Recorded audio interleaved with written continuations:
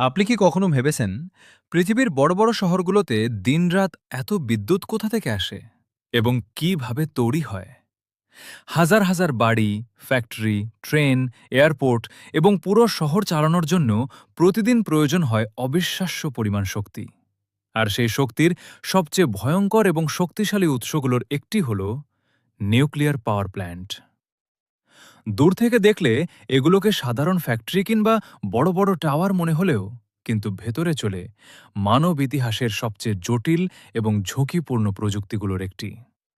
বিশেষ করে যে বিশাল কুলিং টাওয়ারগুলো দেখা যায়, অনেক মানুষ মনে করে সেখান থেকে বিষাক্ত ধোঁয়া বা গ্যাস বের হয়, কিন্তু বাস্তবে বেশিরভাগ সময় সেটি হয় শুধু ওয়াটার ভেপার, অর্থাৎ গরম পানির বাষ্প। এই প্রযুক্তির শুরু হয় বিংশ শতাব্দীর মাঝামাঝি সময়ে, যখন সায়েন্টিস্ট বুঝতে পারেন একটি ছোট ইউরেনিয়াম অ্যাটমের ভেতরেও লুকিয়ে আছে ভয়ঙ্কর শক্তি। এরপর তৈরি হয় নিউক্লিয়ার রিয়্যাক্টর। এখান থেকে শুরু হয় পুরো পাওয়ার জেনারেশন প্রসেস।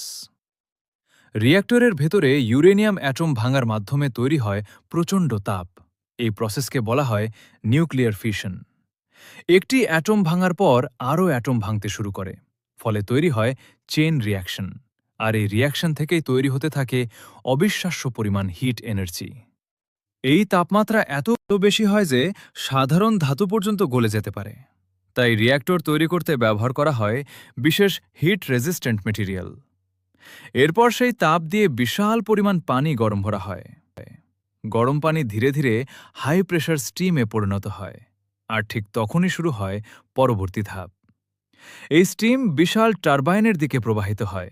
স্টিমের চাপ এত বেশি হয় যে এটি কয়েক টনের টারবাইন অত্যন্ত দ্রুত গতিতে ঘোরাতে পারে। আর সেই টারবাইনের সাথে যুক্ত থাকে একটি জেনারেটর।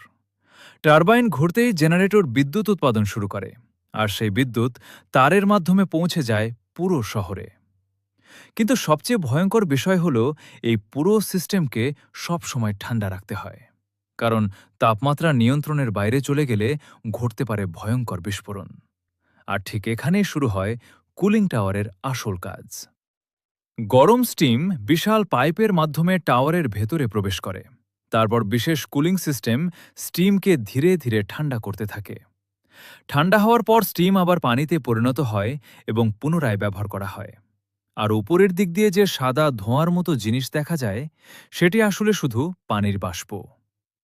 সবচেয়ে আশ্চর্যের বিষয় হল, এই পুরো সিস্টেম দিনে ২৪ ঘন্টা একটানা কাজ করতে পারে। আজ পৃথিবীর অনেক উন্নত দেশ এই প্রযুক্তির উপর নির্ভরশীল, কারণ নিউক্লিয়ার এনার্জি খুব কম ফুয়েল ব্যবহার করে অবিশ্বাস্য পরিমাণ বিদ্যুৎ উৎপাদন করতে পারে। কিন্তু ইতিহাস বলে, একটি ছোট ভুলও পুরো শহর ধ্বংস করে দিতে পারে। চেরনোবিল এবং ফুকুশিমার মতো দুর্ঘটনা পৃথিবীকে দেখিয়ে দিয়েছে এই প্রযুক্তি যেমন শক্তিশালী, তেমনি ভয়ঙ্করও। আর এ কারণেই নিউক্লিয়ার পাওয়ার প্ল্যান্ট শুধু একটি বিদ্যুৎ কেন্দ্র নয়, এটি মানব সভ্যতার সবচেয়ে শক্তিশালী এবং ঝুঁকিপূর্ণ আবিষ্কারগুলোর একটি।